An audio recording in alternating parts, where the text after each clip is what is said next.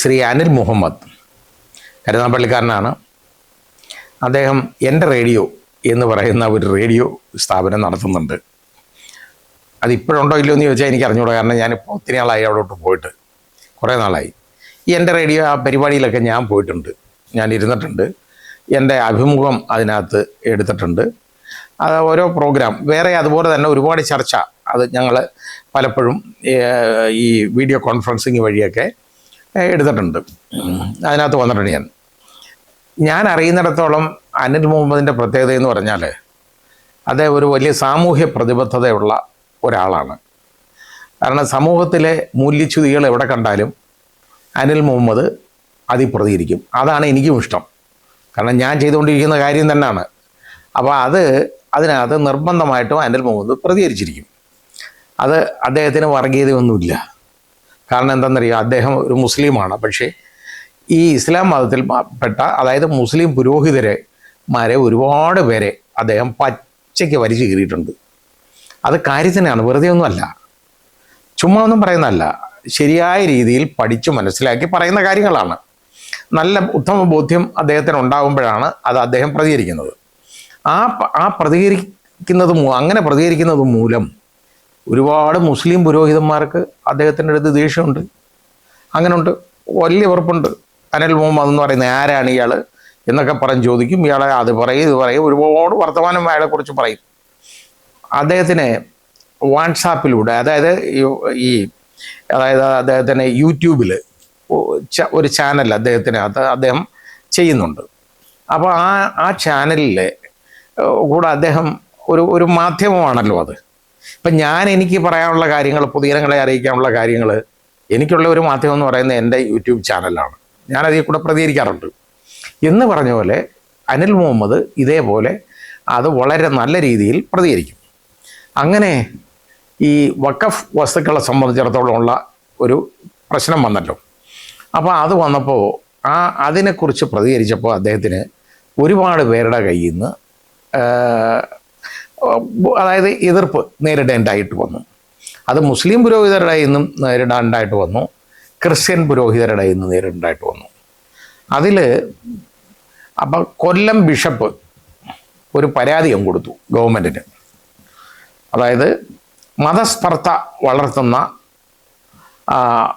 ഇടപാടുകൾ നടത്തുന്നു അദ്ദേഹം. അതായത് ആ രീതിയിലുള്ള വീഡിയോകൾ ചെയ്യുന്നു, അങ്ങനെ ഒരുപാട് ചെയ്തിട്ടുണ്ട്. അങ്ങനെ മതസ്പർദ്ധ വളർത്തുകയാണ്. ഈ മതസ്പർദ്ധ ഇല്ലാതാക്കാൻ കൊല്ലം ബിഷപ്പിന് എന്ത് ആഗ്രഹമെന്നറിയോ? നോക്കണം, നല്ല കറക്റ്റ് ആണ്. ക്രിസ്ത്യാനികളെല്ലാം നല്ലവരാണ്, അവരെല്ലാം നല്ല കാര്യങ്ങളെ ചെയ്യുള്ളൂ. ക്രിസ്ത്യൻ പുരോഹിതരെന്ന് പറയുന്നവർ ദൈവത്തിൻ്റെ അടുത്ത ആളുകളാണ്, അവർ നല്ല കാര്യങ്ങളെ ചെയ്യുള്ളൂ എന്ന് വിളിച്ചു പറഞ്ഞിരുന്നെങ്കിൽ കൊല്ലം ബിഷപ്പിന് പ്രശ്നം വരത്തില്ല. പക്ഷേ അനിൽ മുഹമ്മദ് അത് പറയാൻ പോയില്ല. കാരണം കുഴപ്പം കാണുന്നിടത്ത് അദ്ദേഹം കുഴപ്പമാണെന്ന് വിളിച്ചു പറഞ്ഞു. അതാണ് അദ്ദേഹത്തിൻ്റെ പ്രശ്നം. അങ്ങനെയുള്ള വിളിച്ചു പറയുന്നൊന്നും ഇവർക്ക് ആർക്കും സഹിക്കത്തില്ല.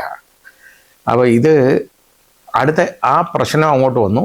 ഇതുപോലെ ഓരോന്ന് അദ്ദേഹത്തിനെതിരെ ഉണ്ടായി. അദ്ദേഹം അന്ന്, അതായത് ഈ കഴിഞ്ഞ ഗവൺമെൻറ്റിൻ്റെ കാലത്ത് അദ്ദേഹം ഇതുപോലെ KMML എന്ന് പറയുന്ന സ്ഥാപനത്തിൽ, ചവറയിലുള്ള സ്ഥാപനത്തിൽ KMMLൻ്റെ Kerala minerals and metals limited അതിലെ ഒരു മാനേജറായിരുന്നു. അതായത് പബ്ലിക് റിലേഷൻസ് ഉൾപ്പെടെയുള്ള ഭാഗത്തിൻ്റെ മാനേജറായിരുന്നു. അങ്ങനെ ഇരുന്നപ്പോൾ അദ്ദേഹത്തിന് ഇതോട്ട് ഒരു എൻക്വയറി പോലും നടത്താതെ ഒരു പ്രിലിമിനറി എൻക്വയറി എന്നൊക്കെ പറഞ്ഞ് ഏതാണ്ടൊക്കെ എഴുതി അദ്ദേഹത്തിൻ്റെ അടുത്തുനിന്ന് ഒരു സമാധാനം ചോദിച്ചു. അദ്ദേഹം അത് എഴുതി കൊടുത്തു. ഞാൻ കണ്ടതുമാണ്, എന്നെ കൺസൾട്ട് ചെയ്തതാണ്. കാരണം അദ്ദേഹത്തിനെതിരെ ഈ പറയുന്ന അലിഗേഷനൊന്നും നിൽക്കത്തില്ല. അപ്പോൾ അതുപോലെ ഡിനേ ചെയ്തുകൊണ്ട് അദ്ദേഹം എഴുതി കൊടുത്തു. ഞാൻ ഇങ്ങനെയൊന്നും ചെയ്തിട്ടില്ല, ഇതൊന്നും മതസ്പർദ്ധ വളർത്തുന്ന കാര്യങ്ങളൊന്നുമല്ല, ഞാൻ പബ്ലിക്ക് പറയേണ്ട കാര്യങ്ങൾ മാത്രമേ പറയുന്നുള്ളൂ, ഇതെൻ്റെ ഫ്രീഡം ഓഫ് സ്പീച്ച് ആൻഡ് എക്സ്പ്രഷനാണ്, ഭരണഘടനാനുസൃതമായ എൻ്റെ അവകാശമാണ് എന്നെഴുതി കൊടുത്തു. അത് കഴിഞ്ഞ് അദ്ദേഹത്തിനെതിരെ ഇത് തെറ്റാണെന്ന് പറഞ്ഞ് ഞങ്ങൾ സസ്പെൻഡ് ചെയ്തു കേട്ടോ. സസ്പെൻഡ് ചെയ്തപ്പോൾ അനിൽ മുഹമ്മദ് ഫ്രീ ആയി. എൻ്റെ അഭിപ്രായത്തിൽ അത് സസ്പെൻഷൻ നിൽക്കുന്നതായിരുന്നു നല്ലത്. അനിൽ മുഹമ്മദിനെ കാണുന്ന ഈ കുഴപ്പങ്ങളൊക്കെ വിളിച്ചു പറയാൻ ഒരു സ്വാതന്ത്ര്യമുണ്ട്, ഒന്നിൻ്റെ ചട്ടക്കൂടില്ലല്ലോ. അപ്പോൾ അത് വന്നു കഴിഞ്ഞപ്പോൾ അദ്ദേഹം വീണ്ടും ഊർജ്ജസ്വലനായി ശരിക്ക് പറയാൻ തുടങ്ങി. എന്തായാലും ഒരു എൻക്വയറി നടത്തി, ഒരു ഹൈക്കോടതി ഒരു അഭിഭാഷകനെയാണ് എൻക്വയറി ഓഫീസറായിട്ട് വെച്ചത്. ആ എൻക്വയറി നടത്തി. ആ കഴിഞ്ഞ ഗവൺമെൻറ്റിൻ്റെ കാലത്ത് തന്നെ എൻക്വയറി റിപ്പോർട്ട് കൊടുത്തു. അനിൽ മുഹമ്മദിനെ എക്സോണറേറ്റ് ചെയ്തുകൊണ്ടുള്ള എൻക്വയറി റിപ്പോർട്ട്. കാരണം ഇതൊന്നും നിൽക്കത്തില്ല, ഈ ചാർജുകളൊന്നും നിൽക്കത്തില്ല എന്നുള്ള എൻക്വയറി റിപ്പോർട്ട് കൊടുത്തു. എന്നിട്ടും അവർ തിരിച്ചെടുക്കാതെ നോക്കിയിരുന്നു. ഇപ്പോൾ ഈ ഗവൺമെൻറ് വന്നു കഴിഞ്ഞപ്പോൾ ഇത് വെറുതെ, കാരണം ഒരാൾ ഒരു കുറ്റവും ചെയ്തിട്ടില്ല എന്ന് തെളിഞ്ഞു കഴിഞ്ഞാൽ തിരിച്ചെടുക്കുക എന്നുള്ളതല്ലാതെ വേറെ മാർഗമില്ല. അനിലിനെ തിരിച്ചെടുത്തു. മാത്രമല്ല, തിരിച്ചെടുത്തപ്പോൾ അസിസ്റ്റൻറ്റ് ജനറൽ മാനേജർ എന്നുള്ള പോസ്റ്റിലേക്ക് അദ്ദേഹത്തിന് പ്രൊമോഷൻ കൊടുത്തു. അപ്പോൾ ഈ പ്രൊമോഷൻ എന്ന് പറയുന്നത് എന്താണെന്നറിയോ? അദ്ദേഹത്തിന് ഡ്യൂ ആയ പ്രൊമോഷനാണ്. അദ്ദേഹത്തിൻ്റെ സീനിയോറിറ്റി അനുസരിച്ച് അദ്ദേഹത്തിന് കൊടുക്കേണ്ട പ്രൊമോഷനാണ് കൊടുത്തേക്കുന്നത്, അല്ലാതെ അനധികൃതമായിട്ട് കൊടുത്തേക്കുന്ന പ്രൊമോഷനൊന്നും അല്ല. ഇതങ്ങോട്ട് എടുത്തു കഴിഞ്ഞപ്പം എല്ലാവരും ഇനി രംഗത്തിറങ്ങിയത് എന്തോ രസകരമായിട്ടുള്ള കാര്യമാണ്.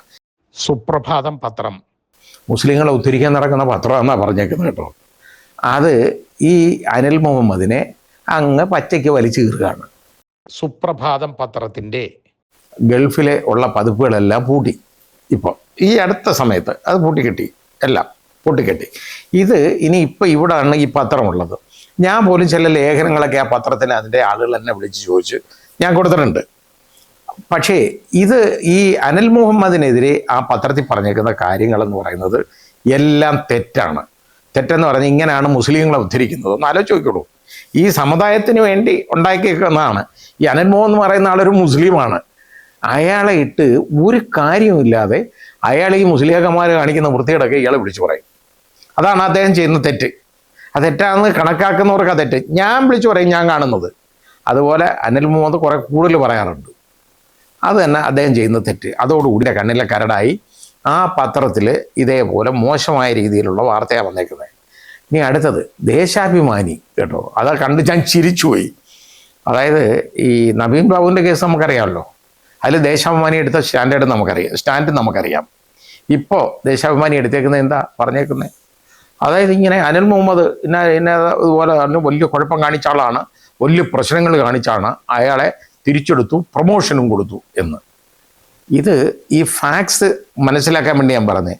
അയാൾക്ക് അനധികൃതമായിട്ടൊന്നും ചെയ്തിട്ടില്ല. ഇടതുപക്ഷ ഗവൺമെൻറ് ഇരുന്ന സമയത്ത് തന്നെയാണ് ഈ എൻക്വയറി റിപ്പോർട്ട് വന്നതും അതിൽ അനിൽ മുഹമ്മദിനെ എക്സോണറേറ്റ് ചെയ്ത് അതായത് കുറ്റക്കാരനല്ലെന്ന് കണ്ട് ഉള്ള റിപ്പോർട്ട് കൊടുത്തു. അങ്ങനെ റിപ്പോർട്ട് വന്നാൽ ചെയ്യേണ്ടതെന്ന് പറഞ്ഞാൽ ഇമ്മീഡിയറ്റ്ലി സസ്പെൻഷനിലായിരിക്കുന്ന ഒരാളുടെ സസ്പെൻഷൻ റിവോക്ക് ചെയ്യണം, അദ്ദേഹത്തിന് സർവീസിൽ പ്രവേശിപ്പിക്കണം. അത് പ്രവേശിപ്പിക്കാതെ ഇരിക്കുന്നതാണ് തെറ്റ്. ഇത് കാരണം സർക്കാരിന് ഒരുപാട് നഷ്ടം ഉണ്ടാവും. ആ ഉദ്യോഗസ്ഥൻ വെളിയിൽ നിൽക്കുകയാണ്. സബ്സിസ്റ്റൻസ് അലവൻസ് എന്നുള്ള നിലയ്ക്ക് അദ്ദേഹത്തിന് ഫുൾ സാലറി കിട്ടും. പക്ഷേ ഇവരത് നോക്കിയപ്പോൾ എൻക്വയറി റിപ്പോർട്ട് നോക്കിയിട്ട് ഇത് കുറ്റക്കാരനല്ലെന്ന് പറയുന്ന ഒരാളെ എങ്ങനെ സസ്പെൻഷൻ നിർത്തും? അവർ തിരിച്ചെടുത്തു. അദ്ദേഹത്തിൻ്റെ ഡ്യൂ ആയിട്ട് സസ്പെൻഷനിൽ ഉള്ള ആൾ അനാവശ്യമായി അദ്ദേഹത്തിനെ സസ്പെൻഡ് ചെയ്തു. ആ പീരീഡിൽ അദ്ദേഹത്തിന് പ്രൊമോഷൻ കിട്ടുന്നതാണ്. ആ പ്രൊമോഷൻ യഥാർത്ഥത്തിൽ ശരിയായ വഴിയിലുള്ള പ്രൊമോഷനാണ്. ആ പ്രൊമോഷനും കൊടുത്തു. അതിനെന്താ തെറ്റ്? എനിക്കറിയാവുന്നിടത്തോളം അനിൽ മുഹമ്മദ് വളരെ നല്ല വൃത്തിയുള്ള ഒരു ഉദ്യോഗസ്ഥനാണ്, ഒരു അഴിമതിക്കാരനുമല്ല. അഴിമതി കണ്ടാൽ അദ്ദേഹം പ്രതികരിക്കും. അതാണ് അദ്ദേഹത്തിൻ്റെ പ്രശ്നം. ഇത് വേണ്ട. അതുകൊണ്ട് ദേശാഭിമാനിക്കൊക്കെ വളരെ നല്ല വാർത്തയാണ് ഇപ്പോൾ കിട്ടിയേക്കുന്നത്. ഇതാണ് ദേശാഭിമാനി വന്ന വാർത്ത എന്ന് പറഞ്ഞ പോലെയുള്ളത്. ചിരിക്കാനുള്ള കാര്യമുള്ളൂ, അല്ലാതെ ഒന്നുമില്ല. ഇത് ഇങ്ങനൊരു മനുഷ്യനെ ഉണ്ടല്ലോ ഉപദ്രവിക്കുക എന്ന് പറയുന്നത് ശരിയല്ല. സമൂഹത്തിൽ രാജാപജ്ഞനാണ് എന്ന് വിളിച്ചു പറയുന്ന ആളുകൾ വേണം. അവർ സമൂഹത്തിനൊരു മുതൽക്കൂട്ടാണ്, അത് തിരിച്ചറിയണം.